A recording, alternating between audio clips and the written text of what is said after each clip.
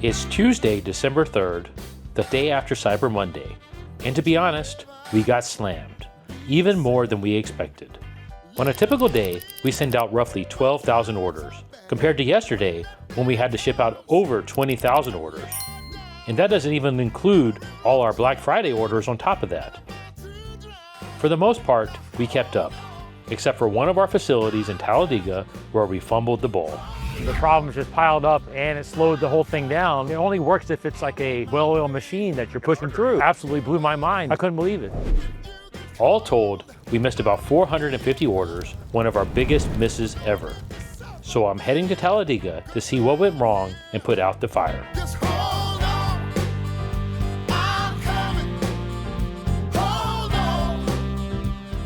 Despite all of our best planning and a lot of experience in this, we fumbled some balls yesterday. That just means you got to show up the next day and fix whatever the root cause of that problem was. This is not what I had scheduled for today. I had a whole set of meetings and other things that were on my calendar. I realized yesterday that this was one of those times where I needed to show up. And so that's what we're doing today. It's not fun, but that's why we're here.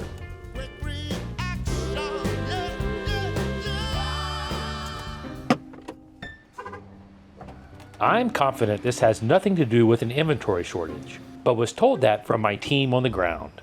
So I started poking around to see what exactly was on the shelves. Pretty quickly I noticed inventory wasn't our problem.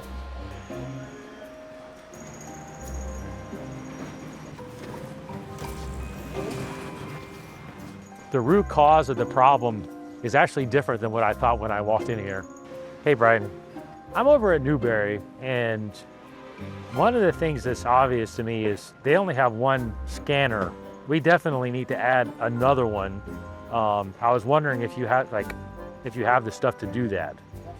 This is an example of a bottleneck. You may notice that they only have one scanner operating, and so the whole speed of the line is determined by how quickly they're able to scan here at the back. So I just called Bryden, who's going to bring over a second computer and second scanner to set up, which is quite easy to do. You know, like all these boxes are sitting here waiting to be shipped, and it's piling up everywhere behind it because they're not moving it through here quick enough. Why nobody else could tell you that, I have no idea. But the thing that I thought was the problem was not actually the problem. Oh, it's lunchtime, which is fine, because I want to get this scanner thing fixed before they come back from lunch. You're good if you want to. If y'all need to go, No, you go have lunch. I'm going to poke around this while you're gone. Where's that scanner guy? We're about to use it. Oh, okay. So we're going to do it while they're out on their lunch break.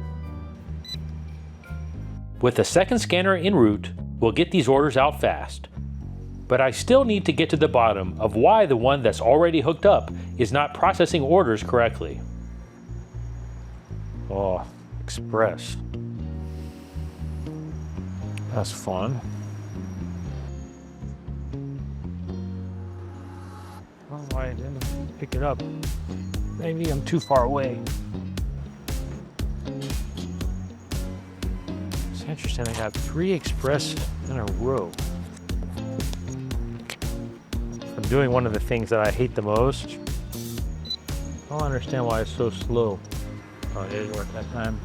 It's not hard stuff to solve. Like adding another one of these behind here, pretty easy. Obvious, right? Pretty obvious, right? I mean, like you got to clear this bottleneck as quickly as possible. It only works if it's like a well-oiled machine that you're pushing through. Right? Yeah, and this is like the easiest thing to solve, actually. Hey, Brighton. All these boxes are piled up as they can't print these fast enough. So it seems like pretty obvious to me to put one in, but I mean, over time we're gonna have to play with where to put it, but I'll just put it behind it for now. Yeah. That way we can have 2 people working on it, and we'll take it from there. Absolutely. Thank you.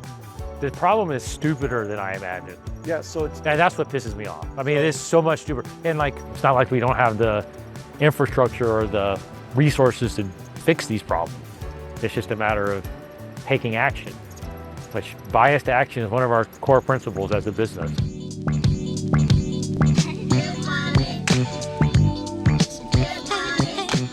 With the second scanner up and running, we can start chipping away at all the backed up orders quickly, and the system recovers quickly when all the systems are running properly. But now, the shipping trucks are really starting to fill up fast. Whatever's going to replace the trailer here, you're going to need it pretty quickly because they're almost full. And how many empty FedEx trucks do you have over here? Two of them right now, though. The truck is full. And we're waiting, even though I foresaw that. Earlier, the boxes were piling up at the labeling station. Now, they're piling up at the loading docks.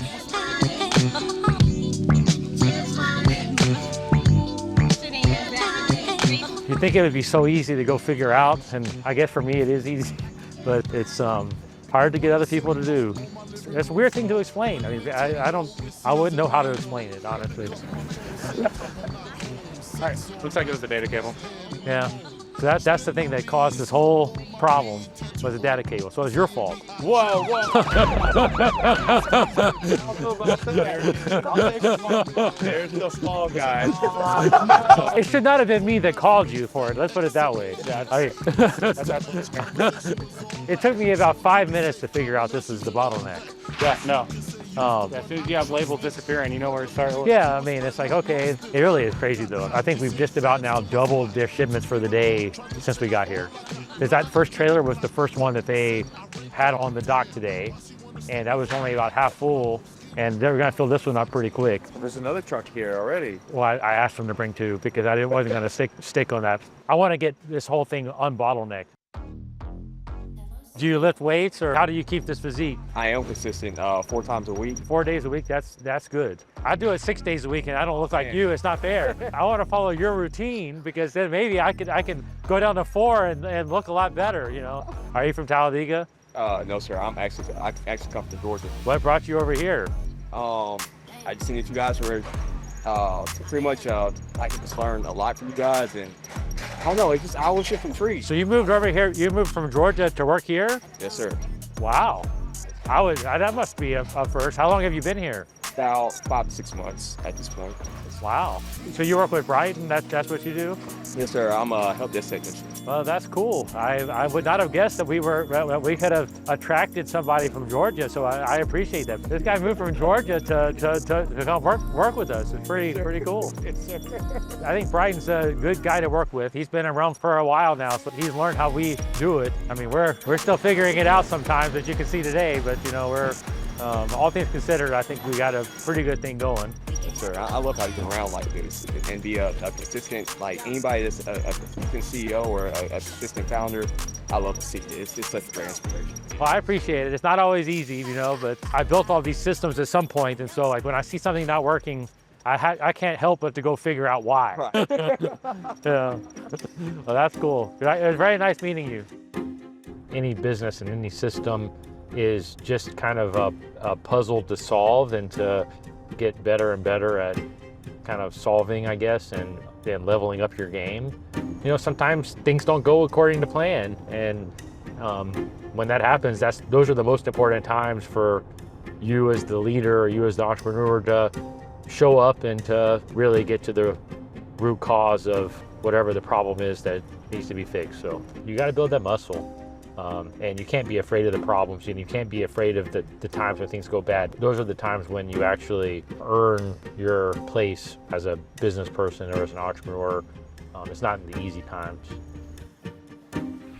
So it's the Sunday before Christmas, and I'm in New York City with my family doing some holiday things. The last few weeks have been incredibly difficult from an operational and logistics perspective. The carriers that we partner with to deliver packages have missed deliveries at a very high rate, much higher than we've seen in the past, and that's created a lot of second order effects for us, because if they're not upholding their part of the bargain, then oftentimes we're the ones that get blamed for problems that are, quite frankly, completely out of our control. You know, I found myself kind of getting a little bit down about it. But when I go back 3 weeks ago when this video was filmed, we took action from a one-day problem that we had, and it was completely fixed by the end of the week.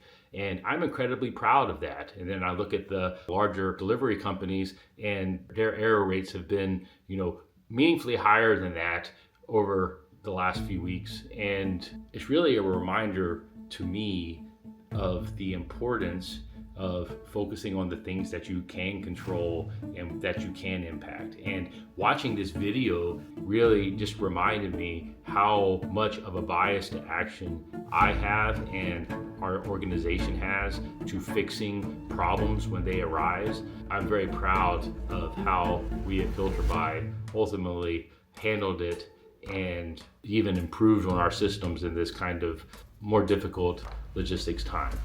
Just wanted to wrap it up with that. Happy New Year to everyone taking this journey with me.